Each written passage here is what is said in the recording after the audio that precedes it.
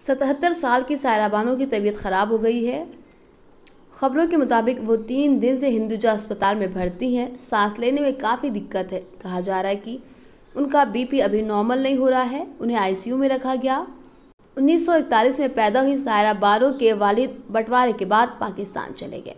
मां नसीम बानो हिंदुस्तान में ही रहीं। इसके बाद वो लंदन चली गईं। पहली फिल्म से ही सायरा बानो लोगों के बीच में मशहूर होना शुरू हो गई। किसी ज़माने में उनकी और राजेंद्र कुमार की जोड़ी को उनके फैंस देखना पसंद करते थे। 23 अगस्त 1966 को सायरा बानो की पैदाइश पर दिलीप कुमार को भी बुलाया गया। उन्होंने पहले ही प्रोग्राम में शरीक ना होने का एक खत भिजवा दिया। हालांकि बाद में वो इस प्रोग्राम में शामिल हुए। दिलीप कुमार के समझाने के बाद सायरा बानो मानी और उन्होंने शर्त रखी, अगर दिलीप कुमार उनसे शादी को राजी होते हैं तो वो राजेंद्र कुमार का पीछा छोड़ देंगी। इस तरह दिलीप कुमार ने उनकी बात मानी।